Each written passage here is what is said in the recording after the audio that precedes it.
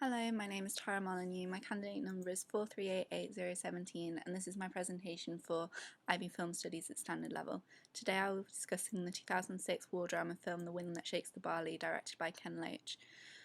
Loach uses The Wind That Shakes the Barley as a sympathetic commentary on the actions of the Republicans in the Irish War of Independence and the Irish Civil War, which take place in the early 20th century. This is in keeping with Loach's socialist political beliefs, as we see and support the working class Irish Republican army struggle against their British oppressors. The technical style employed by Loach throughout the film is evocative of cinema verite,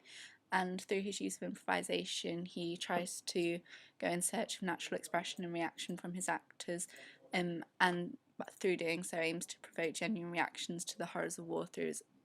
in his audience. This is typical of war drama films such as the 1996 film The Battle of Algiers, which Loach cites as one of his greatest influences. The key opposition used by Loach throughout the film is the contrast between the British and the Irish, or the army and the people. However, this becomes murky as the people form a guerrilla force, showing how war is always a moral grey area. Through a Marxist reading, it's clear that the film presents the oppressed working classes as heroes, as shown through the IRA's flat caps and typical working class costumes, which is contrasted with the military green uniforms of the British forces. This is atypical considering Loach is a British director, from which we would expect him to present a more positive view of the British involvement. However, it's fitting with his previous work, the 1990 film Hidden Agenda, which caused a stir at Cannes for being deemed pro-IRA by the British government. Loach also addresses the theme of brotherhood, both familial and the bond between men at war, throughout The Wind That Shakes the Barley, and as a result, the central relationship that Loach presents isn't between the hero Damien and his property and princess Sinead, but his brother Teddy, for whom he's willing to give his life and is finally killed by. This prevents the narrative from being romanticised and keeps the suffering that all the characters experience due to the conflict central to its narrative. The audience also sees the binary opposition of innocence and sin through the development of Damien's character. Although presented as the film's heroic protagonist, Loach uses the transformation of Damien's character, most noticeably when he has to kill his young friend for betrayal, to show how the horrors of war and having killed another person inevitably alter a person, however just they believe their cause to be.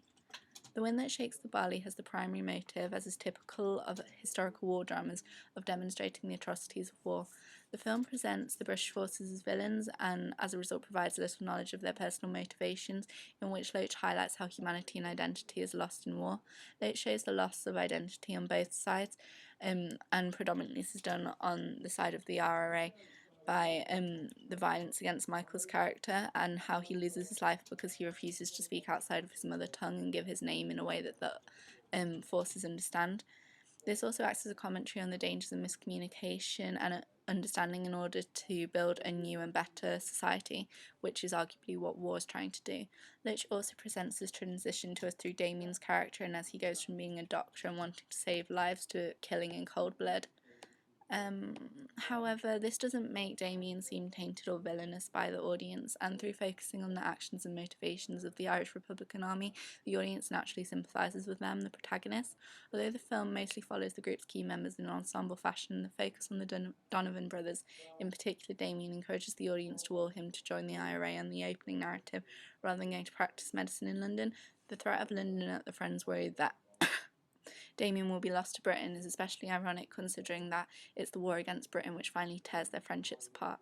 The film has been described by British press as part of a noble and very English tradition of dissent. With its authenticity and unwillingness to justify Britain's colonialist actions, The Wind That Shakes the Barley doesn't glorify the action of any side in the war and instead shows how both sides in war, in general, and in both the Irish Independence War and the Irish Civil War, do acts that would otherwise be seen as unthinkable. And Loach may be doing this to encourage audience members to look outside of the history books and the history they've been taught to understand the horrors of the past, rather than passively accepting their own country as just warriors against villainous or misguided opposition. Loach had already built a reputation for his socialist realist style and willingness to tackle typically taboo issues such as homelessness and the September 11 attacks prior to The Wind That Shakes the Barley, and although Loach had experienced previous commercial success, none of this was on the same level as the film, as it was both Loach's most box office successful work and Ireland's greatest box office success to date. As The Wind That Shakes the Barley came from an independent studio, Loach was able to present a politically contentious view of the Irish conflict. And 8 years following the Good Friday Agreement, when the film was released in 2006, the film shows how politics between the United Kingdom and Ireland developed against a modern backdrop. For the purpose of my presentation, the extract I will be analysing from The Wind That Shakes the Barley begins at 4:10 with the soldiers' arrival and ends approximately 5 minutes later as Damien leaves the wake. Loach uses the extract to establish the friction between the Irish people and the British forces, with him immediately introducing the unapologetic violence that the army employs throughout the narrative, presenting them as the villains and showing the cultural differences and people's pride at the heart of the Irish Independence War. When the violence erupts between the soldiers and the people, and the soldiers begin shouting and first attack Michael, we see Loach use fast-moving shots, and this has an element of unexpectedness to it and brings the audience into the calamity and chaos of the situation. It also acts to increase the pace and acts as a sharp contrast to the slow pan used in Michael's wake later on in the sequence. There's hard focus used throughout the opening, and again this shifts and becomes different as there becomes a soft focus during Michael's wake, and this shows the honesty of Loach's portrayal and shows the hostile nature of the violence with such a hard focus and intensity to it. Throughout the interaction between the soldiers and the people, there's greater proximity between the camera and the soldiers rather than the camera and the citizens. And this is kind of atypical, as it may be seen as encouraging the audience to side with the soldiers. However, we see this again throughout the narrative, as in the intimate shots between Damien and Sinead, there's also long shots used to create distance between the camera and what's happening with them. Point of view angles are predominantly used throughout, and this may be done by Loach to suggest that war can only be viewed subjectively. Diegetic parallel sound is also used predominantly throughout, and this is again evocative of Loach's social realism style, and really highlights the humanity and realness at the heart of the situation, and shows how war isn't something that can be fictionalised and dramatised in a way that typical cinema may wish to. As the sound's predominantly diegetic, the screaming soldiers at the beginning of the sequence show a heavy contrast to the calm of the countryside, and that also acts to dehumanise the soldiers and focuses on the horrors and violence they are committing. And it also shows how the peaceful equilibrium which had been initially established in the narrative is now becoming disrupted. During Michael's wake, the eponymous Wind That Shakes the Barley song is sang, and that's a traditional Irish ballad, and to an Irish audience this would be especially poignant because the song is about doomed young rebels, and that could foreshadow the violence to come. However, it also, because it uses long wind notes,